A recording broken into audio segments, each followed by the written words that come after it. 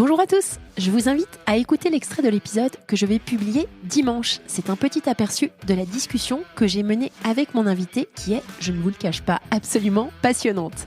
Bonne écoute et à dimanche pour entendre l'intégralité de l'épisode.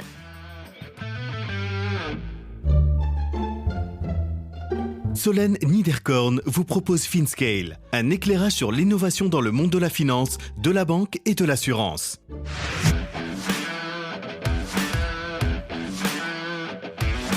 Décarboner l'économie grâce à la banque. Jean-Daniel Guyot et Michel Galibert, cofondateurs de Memobank. Quand on regarde en fait les rapports ou les classements des secteurs les plus polluants dans l'économie, en fait les banques ne ressortent généralement pas. En général, ce qui est pointé du doigt, ça va être le rôle de l'agriculture, de l'industrie, du secteur automobile, des transports, des industries minières, pétrolières, et les banques en fait ne ressortent pas dans ces classements. Et pourtant, en fait, elles sont de plus en plus pointées du doigt par les ONG. Pourquoi ? Parce qu'en fait, les banques, c'est le dénominateur commun à toutes ces industries. Ce sont les banques et aussi les assureurs, on va dire le secteur financier, qui financent ces industries.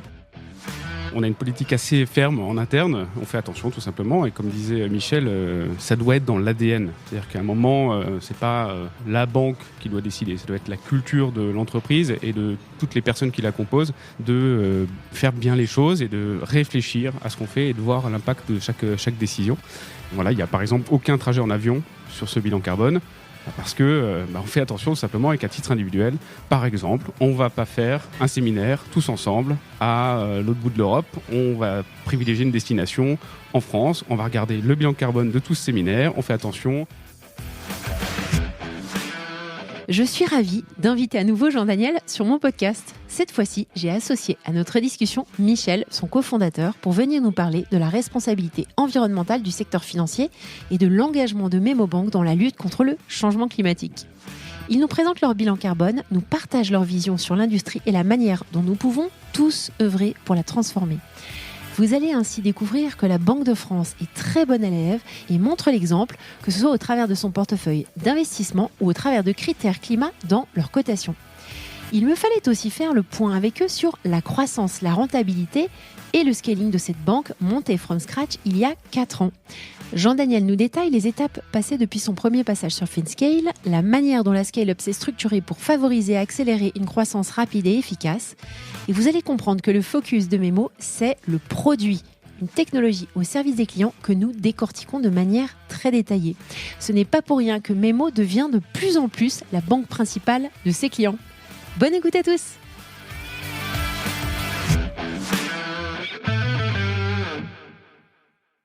Bonjour à tous. Bonjour Michel, bonjour Jean-Daniel. Bonjour Solène. Bonjour Solène. Hyper contente de reparler de Memobank. 2 ans après, je crois, quelque chose comme ça. Oui, ça doit être ça, oui. Tu avais fait, je crois, le 41e ou 40e épisode. Donc on va faire un petit update sur Memo, bien sûr. Mais j'étais hyper contente que vous veniez me parler de décarbonation, de carbone. Et c'est pour ça que Michel, je t'ai invité. Est-ce que je pourrais quand même vous demander de vous représenter à l'audience, parce que peut-être que tout le monde n'a pas écouté ce premier épisode. Alors Jean-Daniel Guyot, j'ai une formation d'ingénieur en logiciel, j'ai commencé ma carrière là-dedans et puis je vais faire très très court, j'ai créé une entreprise qui s'est appelée Captain Train. On est passé de 3 à 65 personnes et de 0 à 150 millions de volume d'affaires en quelques années. On a vécu un peu toutes les étapes d'une start-up. On a revendu cette entreprise à Trendline en 2016 et on est rentré en bourse en 2018 et on s'est lancé sur un nouveau projet avec Michel, voilà, qui est Memobank. Et Michel Galibert, j'ai une formation d'école de commerce. J'ai rencontré Jean-Daniel chez Capitaine Train où j'étais en charge du marketing au début, puis après je suis devenu directeur produit.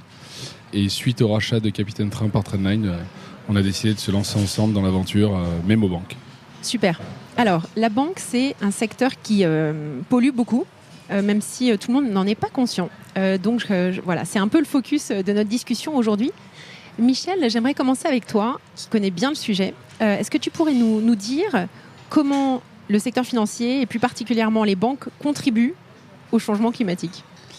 Alors c'est vrai que quand on regarde en fait les rapports ou les classements des plus grands secteurs, enfin des secteurs les plus polluants dans l'économie, en fait les banques ne ressortent généralement pas En général, ce qui est pointé du doigt, ça va être le rôle de l'agriculture, de l'industrie, du secteur automobile, des transports, des industries minières, pétrolières. Et les banques, en fait, ne ressortent pas dans ces classements. Et pourtant, en fait, elles sont de plus en plus pointées du doigt par les ONG. Pourquoi ? Parce qu'en fait, les banques, c'est le dénominateur commun à toutes ces industries. Ce sont les banques et aussi les assureurs, on va dire le secteur financier, qui financent ces industries. Et sans en fait le soutien des banques, l'apport financier des banques, probablement ces industries n'auraient pas pu voir le jour et ne pourraient pas continuer de se développer. Donc en fait, on considère que les banques contribuent indirectement au dérèglement climatique en apportant leur soutien financier à ces industries polluantes. Mais si on regarde le bilan carbone, on va dire, des banques sur leur plus petit périmètre, les banques, c'est des sociétés de services, et les sociétés de services, en fait, polluent peu. Mais c'est leur activité qui, indirectement, contribue au dérèglement climatique. Alors, comment est-ce qu'on mesure l'empreinte carbone d'un portefeuille de crédit au sein d'une banque ? Quels sont les critères qu'on prend en considération ? Alors il y a plusieurs normes en fait. C'est comme la comptabilité, il y a plusieurs normes internationales. Et la comptabilité carbone, c'est un peu pareil. Il y a plusieurs initiatives. Il y a une initiative qui semble se détacher du lot. C'est l'initiative du PICAF, qui est, on va dire, un organisme indépendant qui est animé par plusieurs banques à l'échelle internationale et qui a soumis une méthode de calcul qui a été validée par le Greenhouse Gas Protocol. Mais pas forcément par l'ADEME, qui est l'agence française, mais en tout cas on va dire que ça fait référence à l'échelle internationale. Et la façon dont on calcule on va dire les émissions induites par un portefeuille de crédit, le crédit lui-même en fait n'émet rien, c'est juste un décaissement d'argent, mais c'est ce qu'on va faire de cet argent qui va émettre du CO2. Et la méthode de calcul en fait est assez simple. On va prendre le montant octroyé par une banque, on va dire à une entreprise, et on va rapporter ce montant au total des ressources, de l'entreprise financée. Ouais. Vous venez d'entendre un extrait de l'épisode que je vais publier dans quelques jours. Alors ne restez pas trop loin de votre plateforme de podcast pour pouvoir profiter de tout l'enregistrement.